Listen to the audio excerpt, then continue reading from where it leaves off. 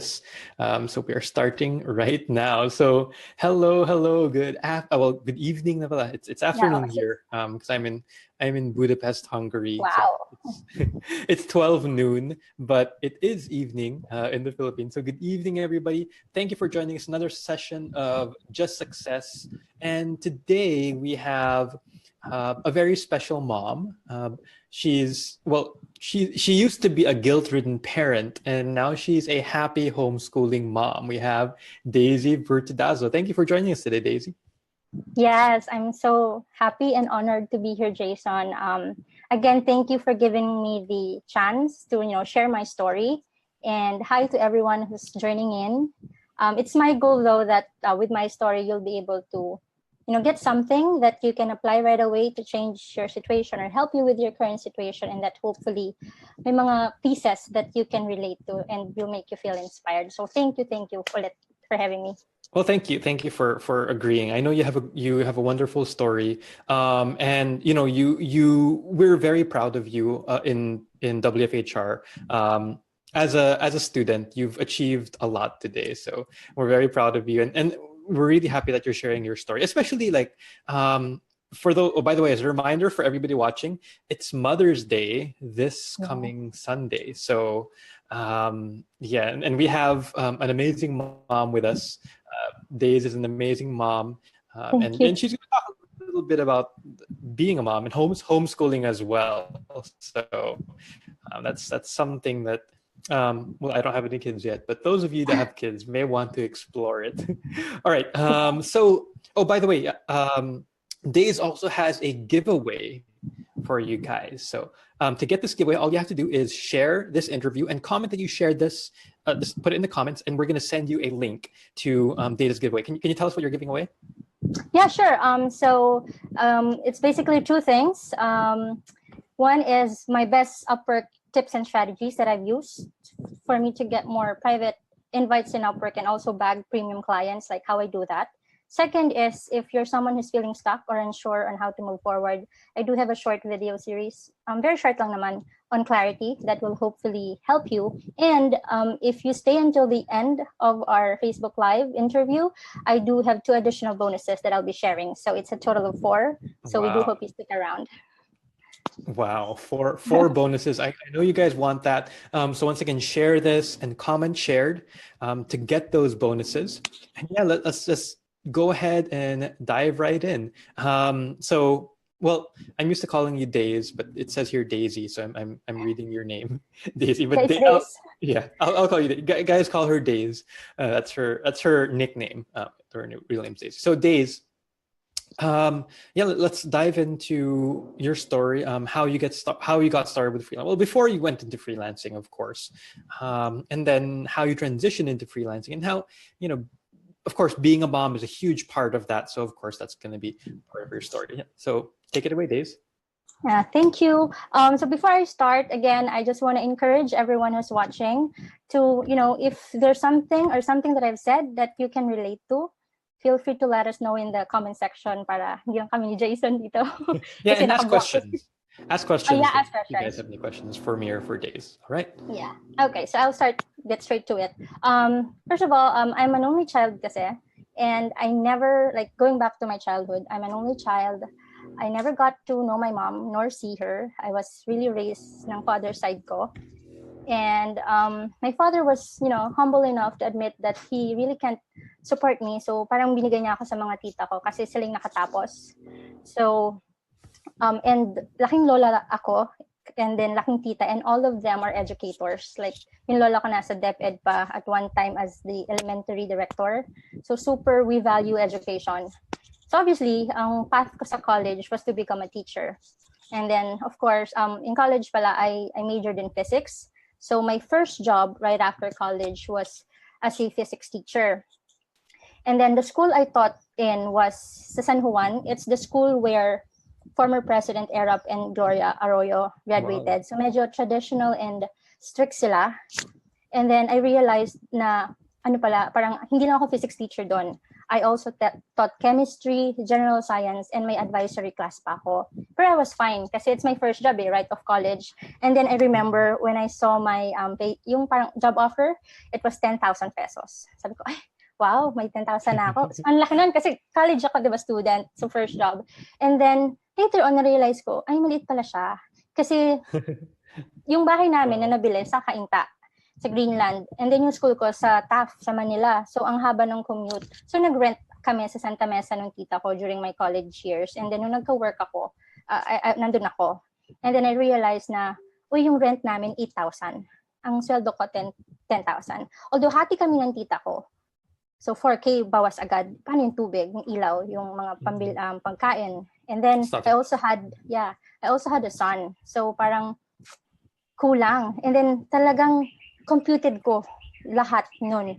Like, after expenses, after the bills, itong 2K, I will stretch it up to the next payday. And then, down to the last peso talaga na, alam mo yung pag nagbayad ako ng pamasahe, pag nalimutan kong hingin yung sukli, I'm so stressed kasi I don't know paano ako makakauwi. And then sabi ko, ay, paano to? As my kid was growing, parang hindi kaya eh. So, although I love my students, I love teaching, I just need to be practical. And I thought, ano bang job ang pwede kong gawin na... And how old was your son at this time? He was 1 year old, mag-2. Talagang from newborn to 2 years old, doon ako nagturo. And then, yun nga, dahil nga kulang, I had to parang umalis dun sa school. And then I was told pa nga na, your heart is not made for teaching. Kasi daw pera lang habol ko. Which is masakit, pero... wala eh. I needed to provide for my growing kid eh. So I just had to be practical. And then, ang naisip kong job na madaling puntahan next, yung parang easy transition is call center. So my first job was with Convergys. And then again, ito na naman job offer. Nung nakita ko siya, wow, 14,000 pesos. Mas malaki na. Oo, sabi ko talagang, alam yung gabi na natapos yung interview, nakatayo ako sa RRCG bus. And then kahit siksikan, nakasmile ako. Sabi ko, extra 4,000 ako. Ang dami ko nang mabibili. And then I was just so happy. And then after CVG, I had 3 other companies. So, working in a call center is it's really nice. Kasi ang daming perks, di ba? I'm sure marami dito sa atin ang from call center before or right now even. And then ang dami talagang perks, especially if you have family, like a growing family, yung HMO, diba? May attendance incentives, and then performance bonuses. So ang daming perks. So I was happy for a while. And then eventually, nung I had my second daughter, and then, alam mo yun, 3 years old na yung eldest ko, and then yung daughter ko, 2 years old. So both girls? My eldest is a boy, and then the second ko is girl. And then, ayan, papasok na ako. Night shift kasi financial account eh. So, pasok na ako. And then yung after dinner lang, magbababay sila. And then titingin sila sa'yo. Tapos yung eyes nila full of longingness. Ang sakit talaga sa puso na parang sabi ko, sige anak, sige pa, push mo pa si mama. Ayaw mo kung pumasok, hindi ako papasok. Talagang, mama, dito ko na lang. Sige anak, isa pa. Tapos kaya ang dami kong absences. Kasi ang bilis talagang, like as a mom, I think mas matindi yung hatak sa akin na to be with my kids kaysa yung perang kikitain. And then, ang hirap kasi, alam mo yun, you know your priority. Priority mo yung mga anak mo. Pero, yung work, it's something important. It will allow you to provide for them. So, they're both important. And then, may nakita pa akong quote na parang, when faced with a decision to choose between children and work, choose the kids. Work can come later. Sabi ko, shucks naman. Sabi ko, ang daling sabihin, pero ang hirap gawin. Kasi like you have like money, you can always get money. And a lot of people, parang, they don't see it this way. But the time, you can never get back time, diba? Yeah, like totally. The time that your kids grow up. But you can, you might not have money at first, but you can always get money in the future. But yeah, the time, you can never rewind time, diba? We don't have time traveling. Yeah, oo, yun nga eh. And yun talaga yun eh. Parang it's the number one cause of my guilt. Na parang aalis ako, patulog sila, pagbalik ko, pagod na ako, kagigising lang nila, they wanna play with me pero I can't kasi I need to sleep then. For the longest time, parang yung 4 years na nasa call center ako, ganun yung cycle. And then even though I know na mas priority sila, I just have to parang lunukin yun and then go with the fact that I need to work. Kasi wala naman kaming asahan kundi kami lang mag-asawa. And then, one time, nasa Chase na ako, na-pull out ako sa production floor. Sabi nila, magte-training daw for tech support. Sabi ko, wait lang, parang wala to sa contract ko, may dagdag na pay. Wala, TY. Sabi ko, ay, parang mali. Sabi ko gano'n, pero okay, sige. 5-day training yon, pero first day pa lang, I decided I will not push through with this. So habang nagte-training sila, kunwari nakikinig ako, pasaway ako, I admit. Pero ang binabrowse ko is Smart Parenting Magazine. Kasi nga, ang lakas ng guilt na yung mga babies ko lumalaki, wala ako, I'm a bad mom, ganun. Tapos, I chanced upon what was your thought process na, because you said you decided na you're not gonna do this anymore when you were undergoing the training. Pero what made you make that decision? It's really the guilt na parang I'm going to work, mahaba yung commute. Ang nasa mind ko lang were my kids. Na they're growing up with the yaya, not me. And sinong main influencer ng buhay ng anak ko? Yung yaya, hindi ako. Parang I can't deal with that fact. I want to be the main influencer in my kids' life. I want to be able to teach them first more than anything else. So parang, tapos at one point, mas gusto kong kasama nung anak ko na, yung second ko, yung yaya niya. Ang sakit. Parang sabi ko, parang yung responsibility ng pagiging nanay napunta na sa yaya. Although ginagawa ko yung role ko as a provider, as a mom, pero parang hindi pwedeng ganun. Kaya nung I chanced upon the homeschooling article of Brother Bo Sanchez, sabi ko, it resonated so much with me na this is the life I want for my kids, na I get to teach them, I get to be with them, I get to be the main influencers in their lives. Talagang yung bond ba namin ma-strengthen. Kaya right after nung training, hindi na ako nag-proceed. So sabi ko kay Chubby is my husband pala. Sabi ko, I cannot do this anymore. Sabi niya, sige, focus na ng mga bata. So thankful ako kay Bilog. Chubby Log kasi, kaya Bilog, Chubby. Kung na-confuse kayo. Thankful ako sa husband ko kasi he's very supportive. Sabi ko nga, I would not be able to do what I'm doing now kung hindi dahil sa support niya. So thank you, Bilog. And then, so yun, siya yung nag-works. And then, pero was he, like, diba, you had to parang double income kayo at that time, diba? And was it enough, like his earnings at that time? Hindi rin. Parang it's a matter of choosing which is more important talaga eh. So kung magiging single income na lang, ang laking mawawala. Pero the urge to just raise my kids as a mom surpass yung need na kailangan big income. We'll make do with my husband's income and then we'll go from there. So that's what happened. So nawalan akong work. Si Bilog na lang yung gumagawa ng work. And then nangyari si Undoy. So we were in Pasig that time. And totally na-wash out lahat ng gamit namin. So dahil nga siya na lang, so walang income. So parang nakiusap kami dun sa pinsan niya, may bahay sa Montalban. Dun kami nakatira for a while. So thank you, shout out ulit kay Tito Ed and JJ for, allowing us to stay in their home. Yung house niya kasi, townhouse. So 2 kwarto sa taas and then kaming family sa sala lang. So ako, yung husband ko, yung 2 kids ko, and I was pregnant with my 3rd. So, pang 5. And then dahil nasa sala lang, alam mo yung Eurotex na sofa bed. Oo. So pag morning, upuan siya, pero pag sleeping time na, i-stretch namin siya. Pero yung higa namin, hindi pahaba, patayo, para magkasya kami. Tapos kayong 4, no? 4 plus the baby inside me. So, yeah, 4 plus tiny 5. Parang ganun. 4.5 people. Oh. Yeah, 4.5. It was very difficult, pero I'm grateful and parang it's really just a phase that we needed to go through. Pero it was a very difficult time. And then, humigpit yung budget, so I needed to go back to work. So, thankful naman ako, yung next kong nabalikan, call center pa rin kasi yung income na in-expect ko, hindi na maaan ng normal job, di ba? Thankful naman ako yung napasukan ko si Stellar sa Cubao. IP Relay yung account ko. So, I'm just, typing whatever the the speaking party is telling to the deaf mute person. So, para akong conduit. So, and super avail siya. So, perfect for the preggy me, di ba? Kasi sa sobrang avail niya, minsan nakakatulog ako. Talagang, pagising ko lang katabi. And then, what happened was, dahil Montalban to Cubao yun, di ba, Montalban is mountainside, medyo rocky, bumpy. When I had my first trimester checkup, I was advised to do bed rest. So parang, okay, sabi paano to, ano pipiliin natin? Well, obviously, we chose the child, the safety of the child. Si Tweet yon, yung third baby ko na medyo delicate. And then, ayun, si Chubby na lang ulit nung nag-work. And I you were was still sad. staying in your relative's place at that time? Yeah, we were still staying at our relative's place. And then, what happened, hindi, nung nagka-work na pala ulit ako, so nagkaipon kami, we were able to leave na. So we stayed in a small apartment, parang studio unit lang siya, isang room, isang CR, and then sala. So yun. So at least sarili na namin. We can move freely in preparation nga for the baby. And then, so si Chubby na lang ulit na may work. Dahil nga may free time na ako, I mean, kahit na wala yung work, I was happy.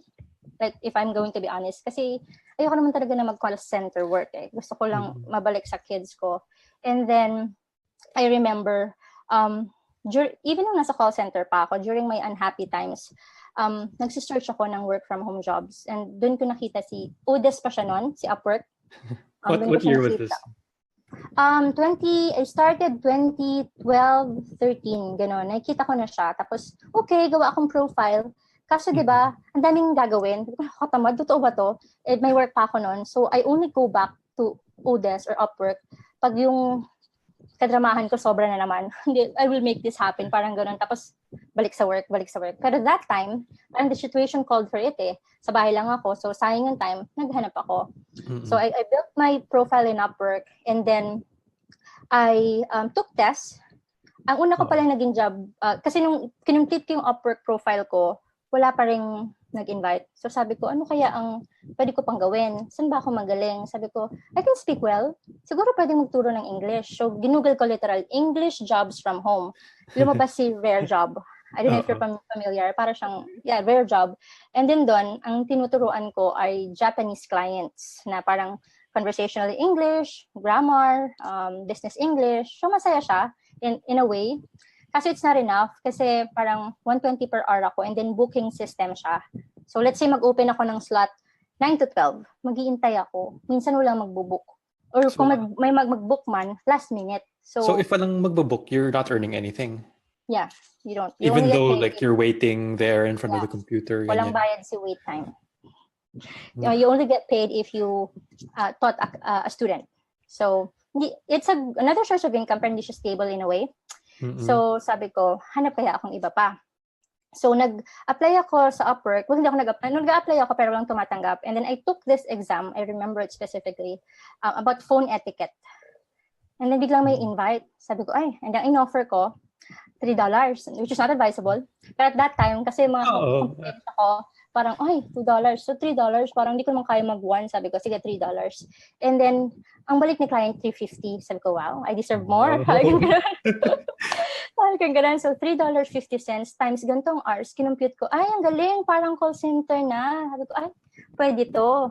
So, that was my first Upwork job, yung as an outbound rep for a Canadian client. So, sabi ko, may work si Bilog, may work na ulit ako, save si baby. Thank you, Lord, na parang you provided, parang paakit na kami ulit.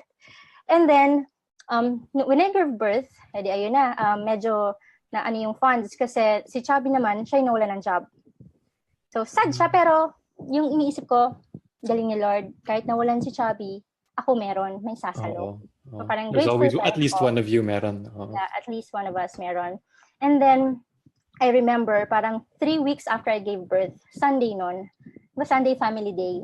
Kasi yung apartment namin, katabi niya Pure Gold. Si Pure Gold may McDo. Gusto lumabas si mga bata. Sabi ko, sige, punta kami McDo. Sabi ko, Chubby, magkano lang ba yung pera? Sabi niya, 200. Well, we have money, pero alam mo yung money na i-stretch mo to the next sweldo. So, talagang limited. And ang extra lang is 200. So, wait. Ayun, I remember, yung chicken fillet, 50 pesos siya. Diba? So, umorder si Bilog yung husband ko ng 2 chicken fillet and then isang meal ng burger and fries. So, akin yung chicken fillet, dun sa eldest boy ko yung isang chicken fillet, sa daughter ko yung burger, kay hubby yung fries. Tapos ano mo yun, kumakain mga bata, happy sila. Pero kami ni husband, nagtitinginan. There are no words, pero we're communicating na parang, alam mo yun, parang bawat subo ng fries may hugot, Jason. Parang, 5 pesos. Oo, bakit ganun? May work naman ako. Nagka-work ka, ba't wala tayong ipon? Parang, ganito na lang ba lagi? Parang up, down, up, down. So parang sabi ko, hindi pwedeng ganito, hindi pwedeng ganito. So pagka-uwi namin, sineryoso ko na. Binalikan ko si Odes, si Upwork. Tapos may nakita akong parang mga VA job. Sabi ko, ano ba to? So tumingin ako sa Facebook kasi parang sinerch ko VA. Ang daming lumabas ng mga groups. Tapos nakikita ko yung mga job posts. Tapos apply nga ako dito.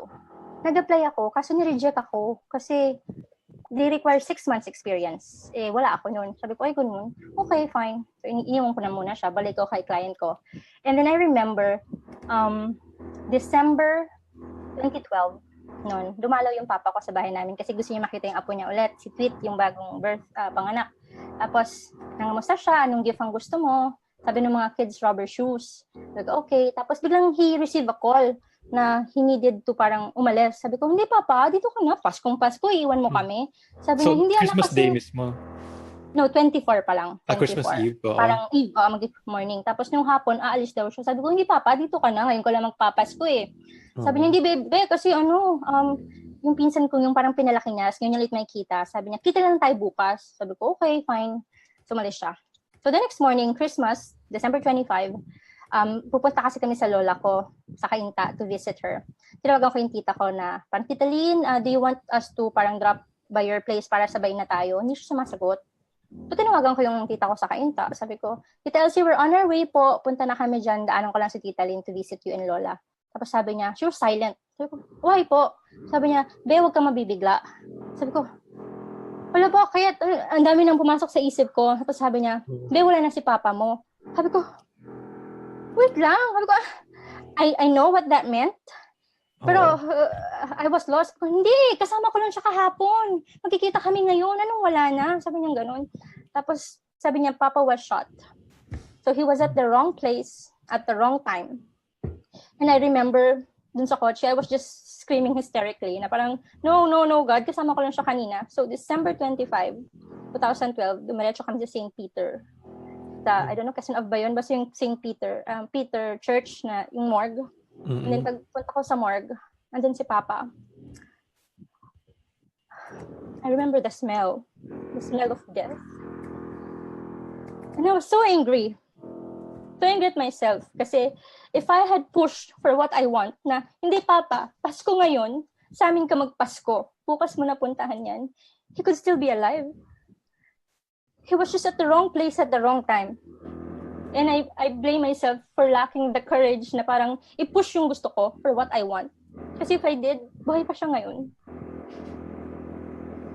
And then, isa pang kinakagalit ko kasi I didn't get to say my goodbyes. Sorry.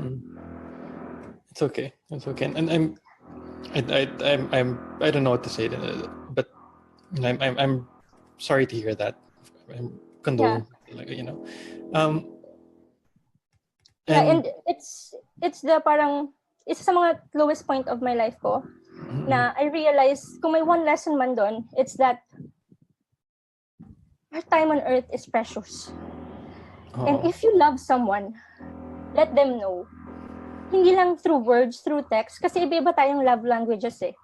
Meron yung iba gusto nila maririnig nila, yung iba gusto nila matatouch, yung iba gusto nila acts of service, yung iba through gifts. Whatever that is, let your loved one know that you love them. Kiss them, hug them, embrace them, send them a text. You know, your mother that you haven't called in a while, your dad, your siblings, your kids, tell them you love them. Or if someone has hurt you, forgive. Or if you've hurt someone, ask for forgiveness. Kasi, promise, you'll never know. Life can be gone in an instant. You'll never know kung bukas andyan pa sila, or even ikaw, kung andyan ka pa. So that was one of the biggest lessons na na-realize ko na just be in the moment, be in the present. And then, pagdating ko pa pala dun sa morgue, kasi diba, tinanong niya yung gift na gusto ng mga kids ko. Binigay sa akin kasi nagka-partner siya, binigay sa akin ng partner niya yung 2 Chucks na rubber shoes para sa mga apo niya. Nabili niya. Hanggang ngayon, nandito sa amin yun, na parang I hold on dearly to that. And then dahil nga, I'm the child, so I'm responsible then for the expenses, wala rin kami. So I was able to help in a way, pero small lang. It was still my titas who were able to help. Isa pa yung wake up ko na parang, shucks, ano ba? Ikaw yung anak? Wala, konti lang nabigay mo. Sabi ko, I cannot live like this anymore. Hindi pwede yung ganito. So, in short, 2013, pasok ng 2013 ko was really bad. It was 2013 and 14 were my lowest year. So, January next year, alam mo yun, kahit gusto mo pang ma-feel sad, you can't because I have a family to support. So, ang ginawa ko is, binalikan ko yung Upwork, yung VA application. So, it's been a while. And then yung client ko nun sa Odas, he gave me task na pang-admin. And ang ginawa ko talaga, I remember it's gumawa ko ng swipe file ng mga applications na VA nakikita ko. Hindi tinitingnan ko yung mga task. Tapos tinitingnan ko sa current task ko ngayon, ano ba yung meron? Ay, nasa-social media ako. Nag-handle ako ng email na. So dahil hindi ako tinanggap sa una kong in-applyan, same agency, ginawa ko, tweak ko yung resume ko to include yung mga task na dagdag na admin work, and I worded it similar kung ano yung nakikita ko sa job post. Parang sakay, she knows what his task is. And then, naghanap din ako ng ibang recruiter. Kasi hindi ako tinanggap ng isa eh. So, naghanap ako ng isa. I made it happen for me in a way. And then, when I gave that to this other recruiter, she accepted me. So, ayun, sabi ko, wow, I have 2 jobs now. Isang calls, isang VA work. I remember my first job as a VA was for property, sa Airbnb. $600 a month. I was so happy. Parang dalawa. Wow, pwede na to. So we were slowly moving up again. So even though I lost my father, and then we were like depleted ng savings, ito, binigyan ako ni Lord ng isa pa. He really does provide. So kapit lang tayo. And then, ang nangyari naman, yung husband ko, he was moved to Las Piñas. So, okay, kakastart ko pala ng new client, lilipat na naman tayo. Pero yun ayaw kasing magmotor siya kasi nagmamotor lang siya na hindi safe sa Commonwealth. Diba, ang daming truck. Lilipat kaming Las Piñas. Pero kasi diba, yung truck, napag-transfer ng gamit, yung 2 months advance, 2 months deposit, so wala na. Sabi ko, ano ba yan? Parang, lagi na lang tayong nauubusan. Parehas naman tayo may work. Parang what's wrong? Pero nisip ko na, parang I allow myself to dwell in that for a while kasi I need to accept it eh. Na I'm messing things up. I'm messing our finances. We're bad with money. And then, bigla kong i-reframe na, hindi, kaya to. We're just starting again. Things are gonna get better for me. Later, things will come. Parang yung affirmation ba? It helps with the mindset na parang you affirm yourself after you've accepted your mistakes or yung pagkukulang mo, you reframe mo into something positive. It will totally help. So yun, nag-work siya sa Las Piñas, and then ako from home na with my 2 clients. And then, one time, nagkasakit si Tweet, yung baby ko na 3rd na medyo delicate pregnancy. So yun, pinainom namin ng gamot, pinunasan, chinek yung temperature, okay naman siya. So, kakauwi lang ni Habi, natulog na sila dun sa kwarto. Ako mag-work kasi yung isa kong work is call, so gabi. So, bigla may pumutok sa room, dun sa kwarto nila. Pagpunta ko dun, nakita ko, si Tweet, she was shaking. And then she's color purple, yung mouth niya was like super putla, and then may bubbles. Sabi ko talaga, bilog, sabi, gising. Ginigising ko yung husband ko. Nagko-convulsion na pala siya. Biglang tumakas ulit yung temperature. So, I was panicking at that time. Kinuha ko lang yung bag ko. Diretso na kami sa ospital. Buti na lang may coach na kami noon. Yung coach namin, Mazda 323 na second hand. Na yung aircon niya sira na. Sa umaga, ang init na. Nagkabit pa kami ng electric fan sa harapan. Pero we love that car kasi it has been with us through our downs talaga. Hindi kami iniwan sa ere. So sa new owner, hi, alagaan niyo po si Wick. Ayun. So yun. So papunta na kami ng ospital. Hawak-hawak ko si Tweet. And then it was, I think, the longest ride of my life. Kasi alam mo yun, hawak mo yung daughter mo. She was so still, ang tigas na ng katawan niya, and she has bubbles, and then yung eyes niya tarik na. Alam mo yun, sa mom. And then, I can hear her heartbeat slowly diminishing. Talagang parang tug, tug, tug, tug. Nawala. And then, the moment na nawala yung sound, involuntary bowel movement na siya. Di ba sabi nila, parang if someone dies, wala ng control. So, puno ako ng poop sa damit ko. And then when that happened, the smell, it came back. The smell that I smelled dun sa papa ko, the smell ko.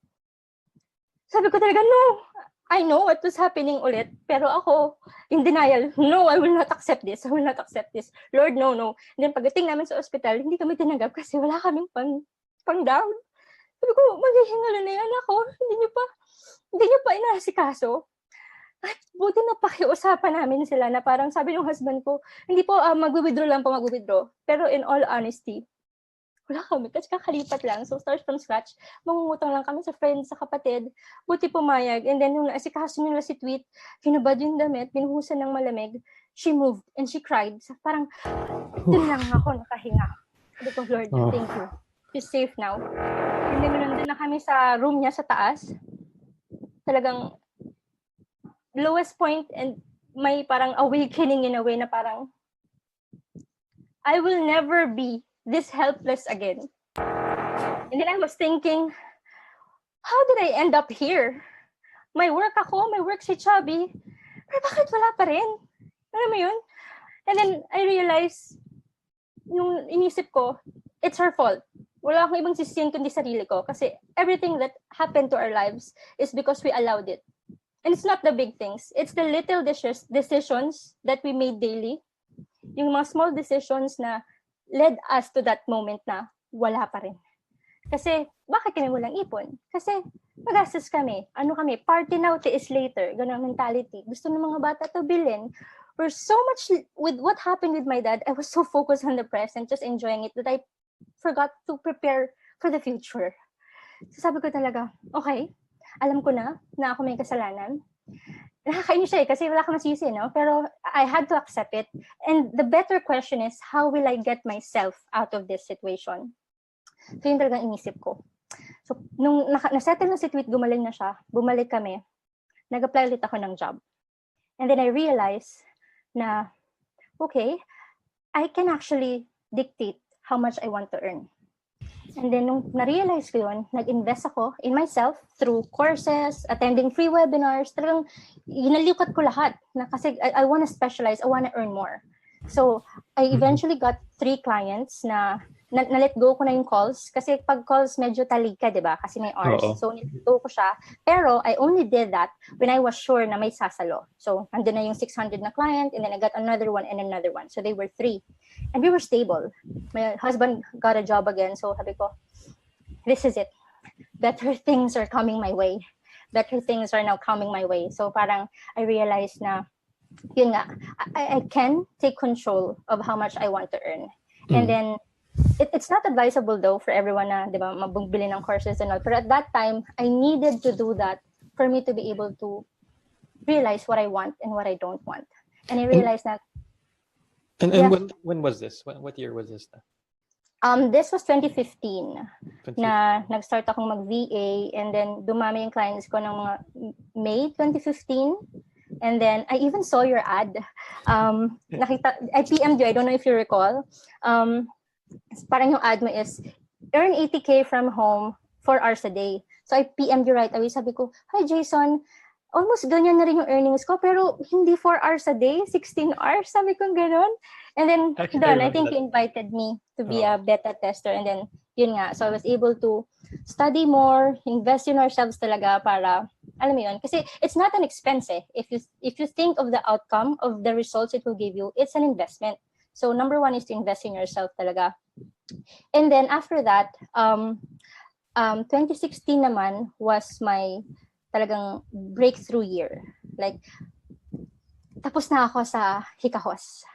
I realized na what I did wrong, and I took ownership of that. And then 2017, I stumbled upon this guy named John Pagulayan.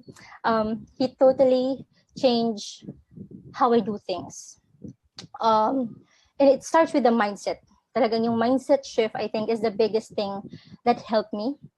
More than the strategies, yung discovery call, paano mag-present, it's like how you present yourself sa client. So it starts with really understanding what their needs are. Kasi if we do, di ba, we ask questions, and in return, those questions make us appear an expert on that matter. And then dahil tinanong natin sila, we get to drill down dun sa needs nila. And then, now na alam na natin yung totoong kailangan nila, we get to package our services to make it a premium.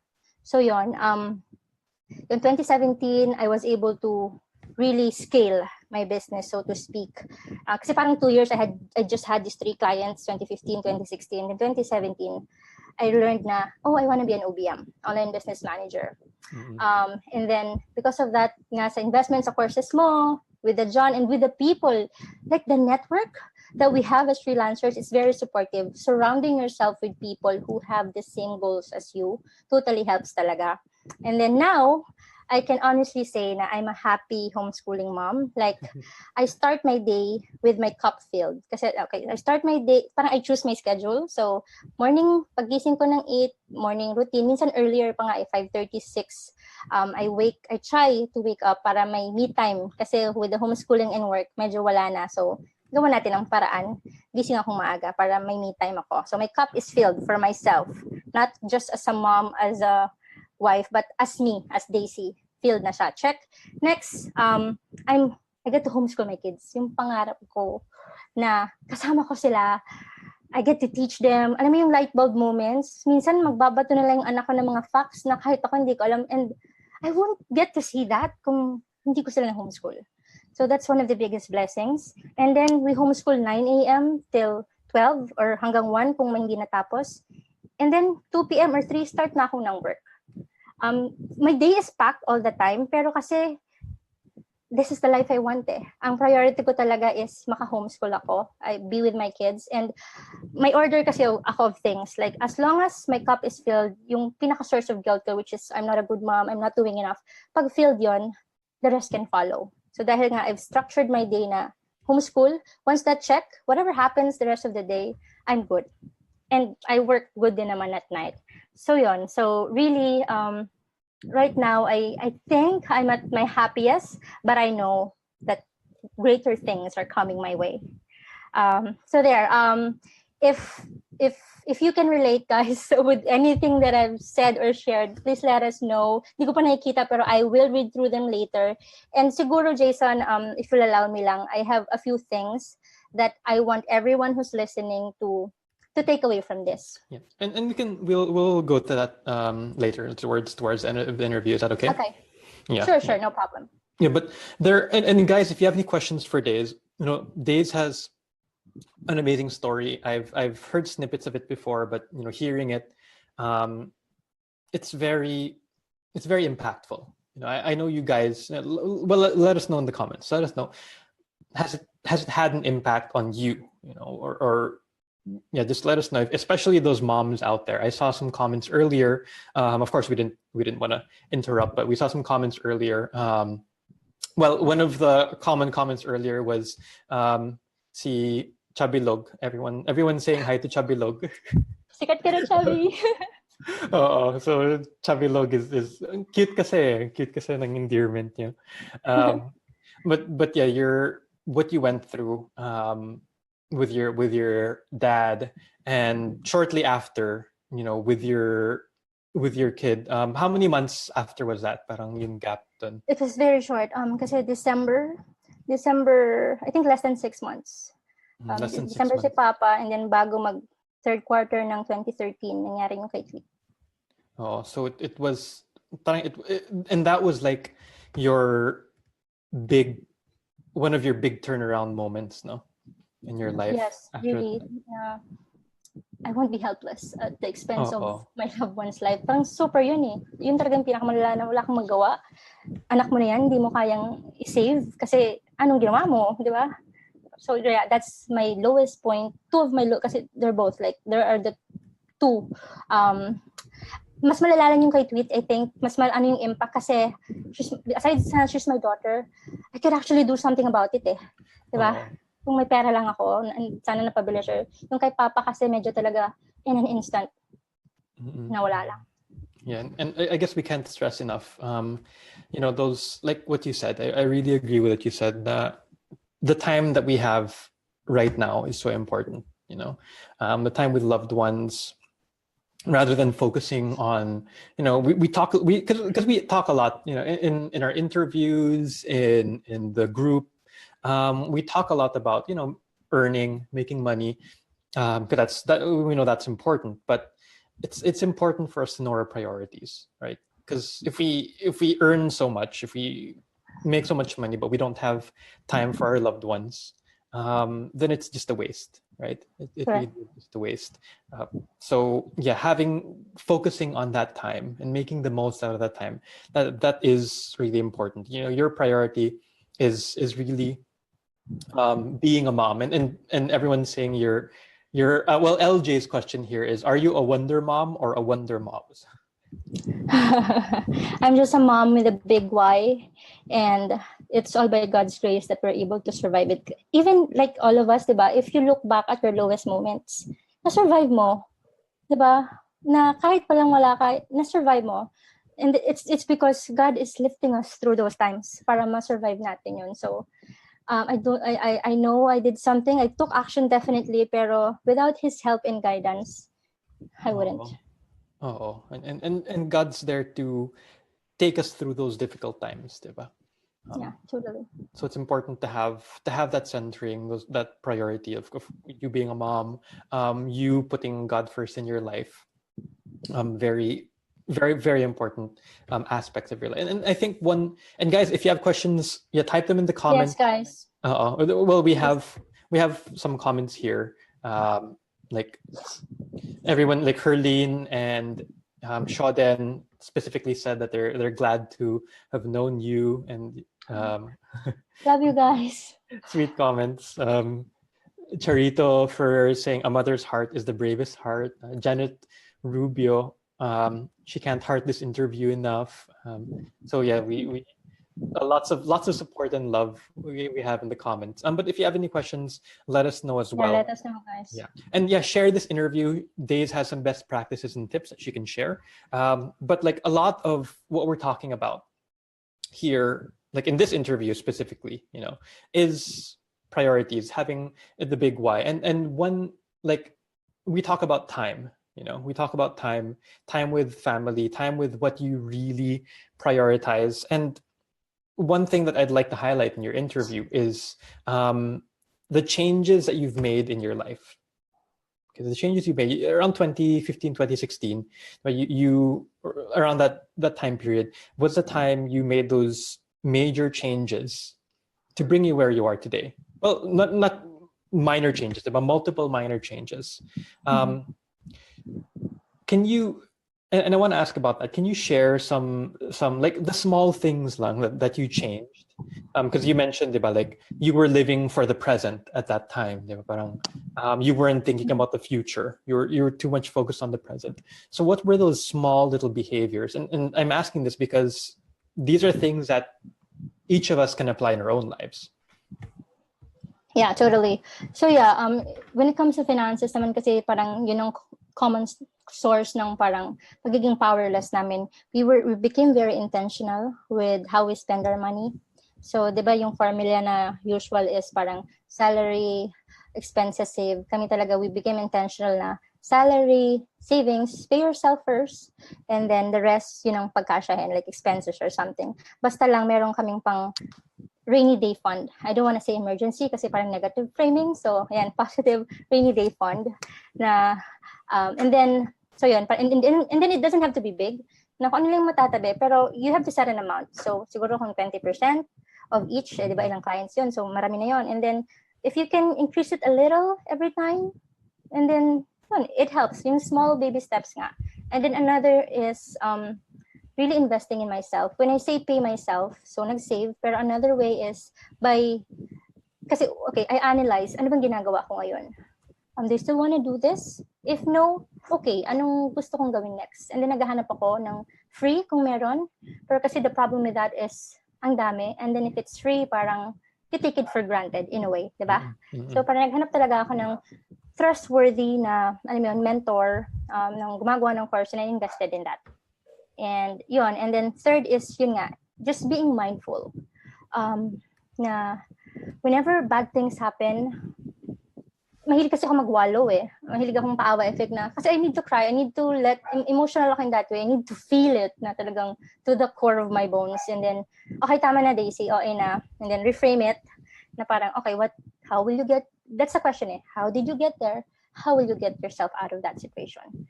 And then yun, isipin ko na, And then yung solution ba dun sa how you will get yourself out, it doesn't have to be big. Parang yung unang ano dun is, ano yung pinakamadali mong pwedeng gawin na, now na. Kasi pag, ito, ganito, parang ang dami pong planning. Hindi, now na. Ano yung next step? Next best step that you can do to change your situation. Yun yung ginagawa ko. Yun. And that's a very unique mindset that you have, because with what you went through, but you've encountered these challenges in your life when your dad passed away. What I found admirable is that of course you had to grieve, but one of your inclinations was to really focus on finding more income when at that time odesk, diba? Because the tendency of a lot of us is to really go in the mode of self-pity, and be like, oh, my dad passed away, and then go through months and even entire lifetimes. A lot of people do that, and especially when you almost lost tweet, diba? A lot of people would just parang slow down or go into self-pity mode, but you took action. You saw okay, this is what happened, and this is what I'm going to do. And like especially with tweet, you saw this is what happened, I could have prevented it, and then this is what I'm going to do to make sure that something like this will never happen again. Parang ganun, diba? Yeah. How do you, and I know this is a difficult question, but how do you get into that kind of frame of mind to make that shift from, I feel sad, I'm so pitiful because it's happened, into looking at it and saying, okay, what can I do at this point? Okay. So let me go back. During that time, I was grieving pa nga, pero kasi sometimes I think that moment was parang it's really the only choice I have. Alam mo yun? Kung magwawalo ako and then magsa-self-pity mode, unfair naman sa husband ko. And then wala naman kaming maasahang iba. So, and also I think what helped is because I was raised by an army of strong independent women, like my aunts and lolas, na parang, okay, we definitely need to grieve. Those emotions are all right, but then you have to just know for yourself. Iba tayong timeline, pero okay, you're grieving, pero at the point you need to know that you need to stop. Kasi otherwise, diba, what you focus on expands. So if you just keep focusing on the negative, I'm so kawawa, or walang, you're just gonna attract more scarcity, more problems. So you have to realize that you need to stop. And then, paano mo mababago? Ganun kasi parang naisip ko. Like even now, na parang hindi naman ganun ka-drastic yung mga nangyayari sa buhay ko. Thankfully, thank you, Lord.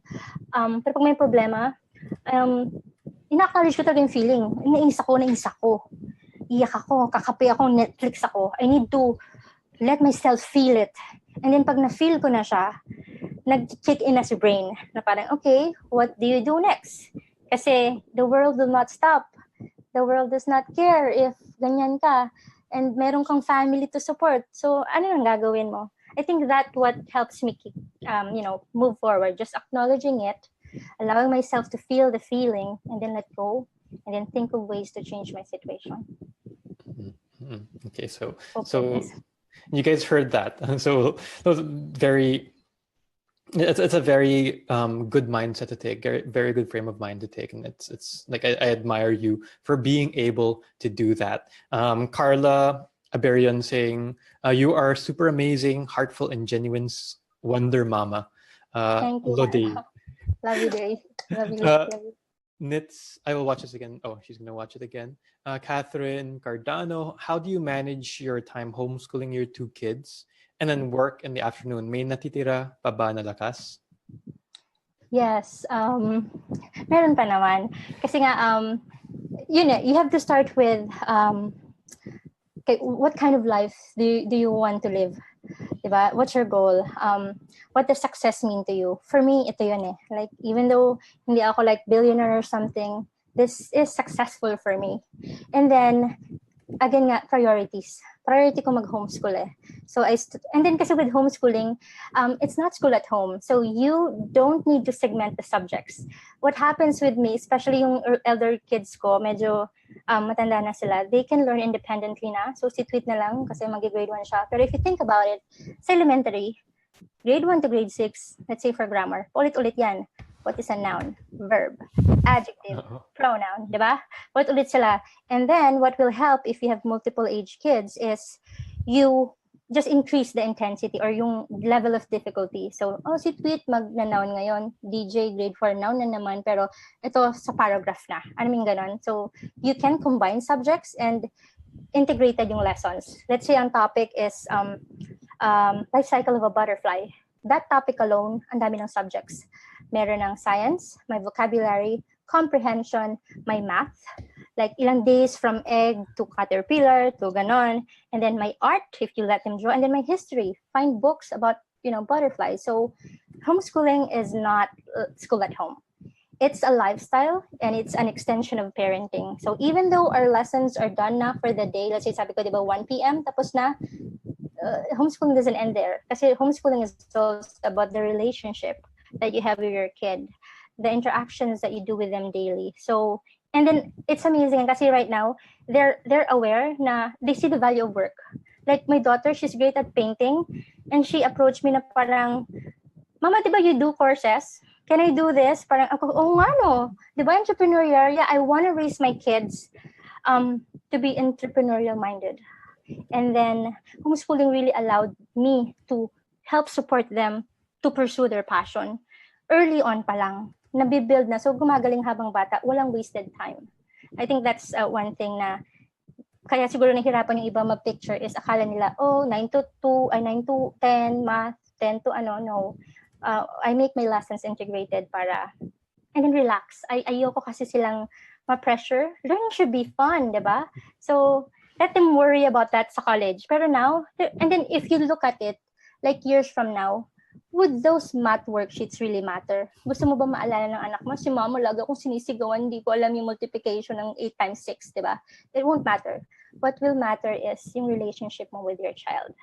So, yeah, kaya siya doable because I make it integrated. And then, dahil nga, filled na yung happy cup ko, I can do work more productively kasi wala na akong guilt feeling na, naku, hindi ko natin naturuan. So, my cup is filled as di ba, sa morning, my cup is filled as me.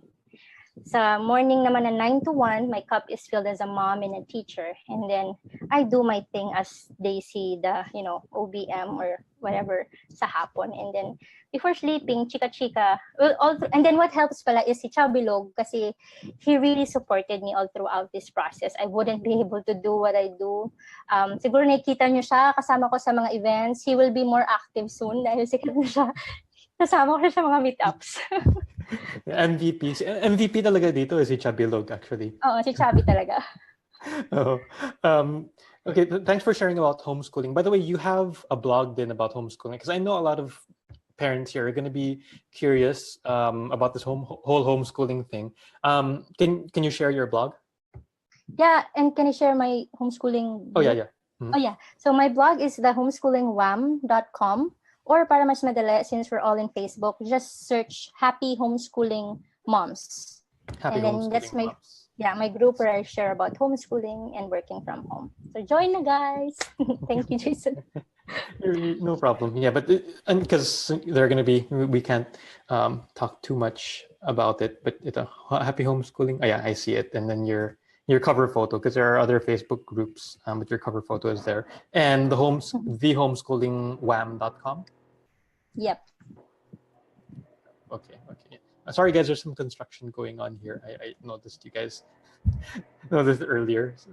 Sorry about that. Anyhow, there's another question here from Nits.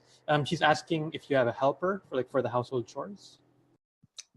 No, we don't. We used to. Nung nagko-call center pa ako, 2 pa siya. Pero kasi we experienced yung nanakawan and muntik makuha yung second daughter ko. So parang I couldn't risk it.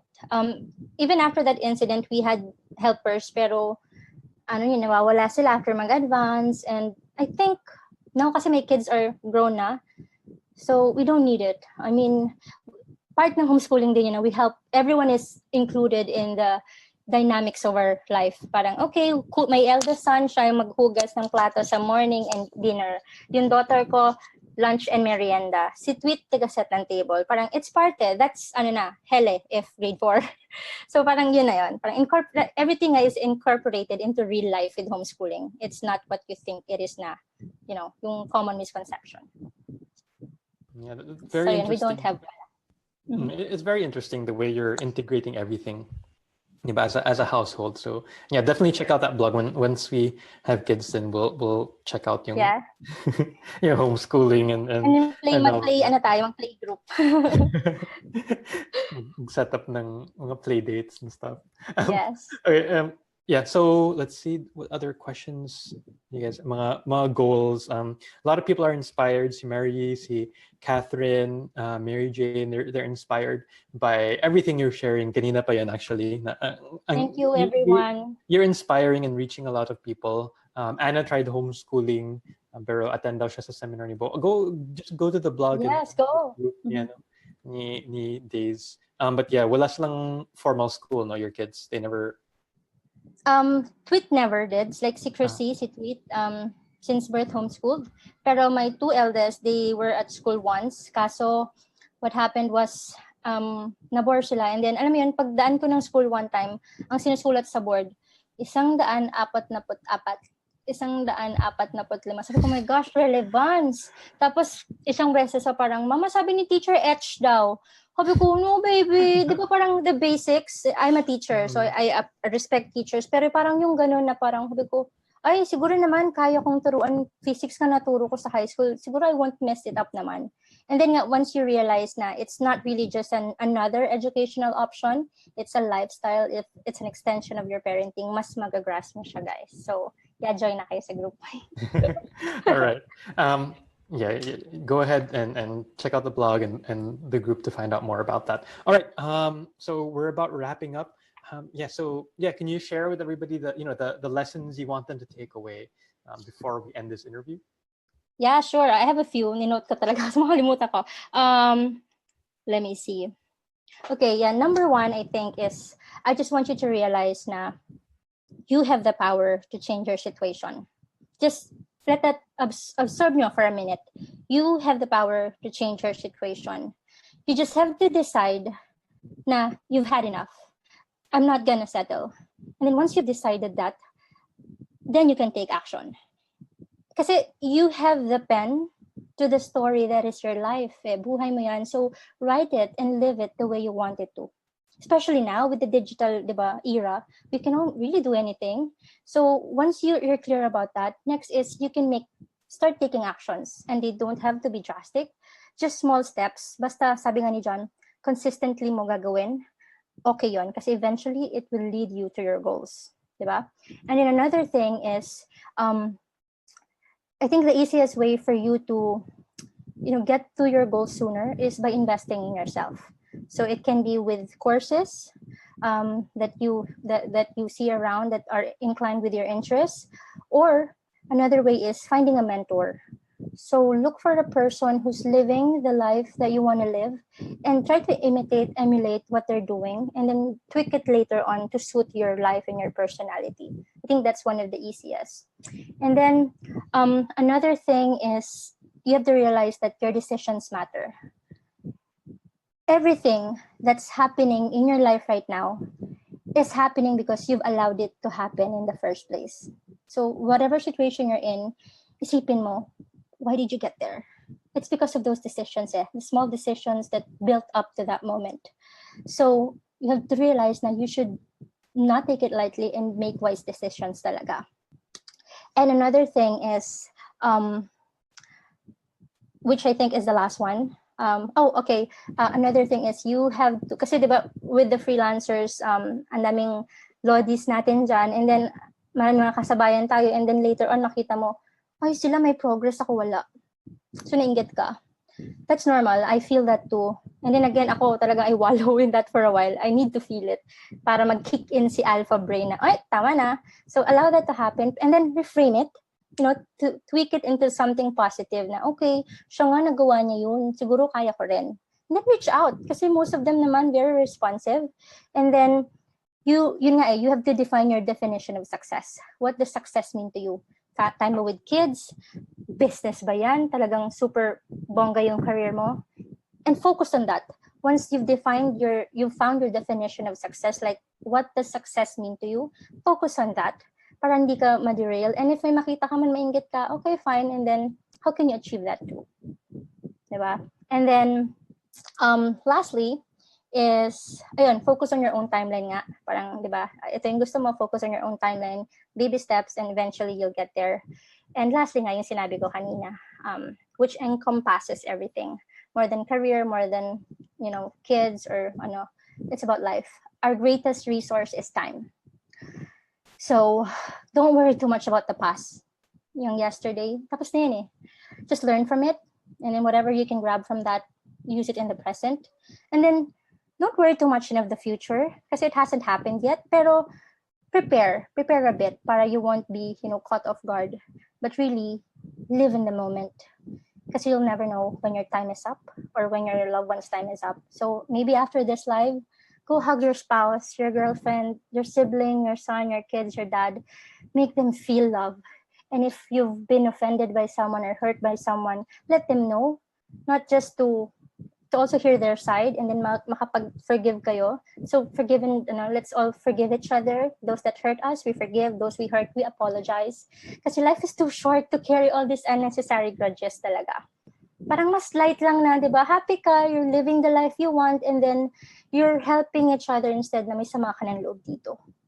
So yun, value your time, live in the now, and then find your own definition of success. And if I can just end it, Jason, with this has been like, dati kasi carpe diem ang motto ko eh, talagang woohoo, live life to the fullest. Pero now, the one quote that has helped me all throughout those time is this one. Start where you are. Use what you have. Do what you can. So hindi mo kailangan maging ganito para magawa to. Hindi mo kailangan bilhin to muna. Ay, bilhin muna akong laptop para maka-work. Hindi.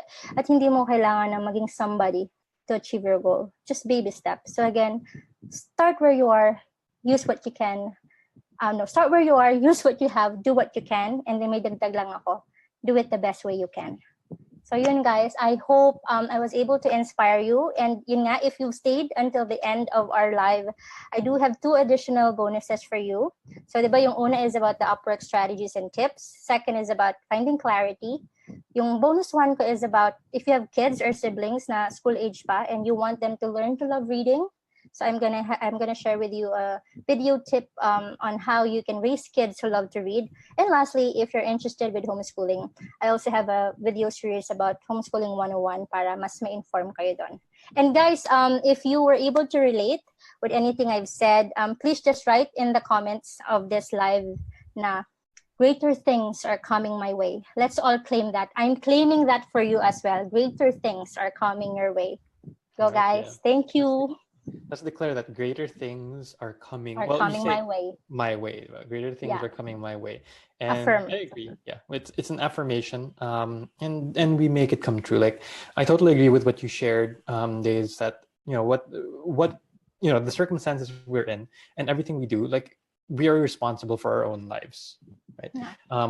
So yeah, greater things are coming my way now that you guys know. And you're aware, you've seen Data's story, you've seen what she's gone through. Not a lot of us have been through as many trials as she has. I know I haven't, but she's able to be here today, to be successful, because she took responsibility and she was able to know and declare that greater things were coming her way. So you guys can do that too. Thank you so much, Days, for sharing your story. And guys, please share this interview, hit the share button. And yeah, so to get Days' best practices and tips. And thank you for staying on. We're getting a lot of. Thank you for everyone who stayed. Love you guys. We're getting all these comments here, all these supportive and affirmations. Amazing affirmations. Next week, guys, at 5 p.m. we have another Just Success interview with Mary Jane Samantila. She's gonna talk to us. She's going to share her story, and she used to be a bank teller. She's now an e-commerce drop shipping VA. So that's another interesting story. You guys, Yeah, you drop guys don't want to shipping. miss. Yep, it's very hot right now. So next Wednesday, May 16 at 5 p.m. Don't miss that. And on Monday, of course, we have another flip chat and chill session. So we'll see you there at 5 p.m. as well. Thank you so much, guys. Thank you, Days. And Thank you, Jason, and thank you everyone for joining us. Claim it, ha! Greater things are coming my way. greater things are coming my Bye. way. Bye.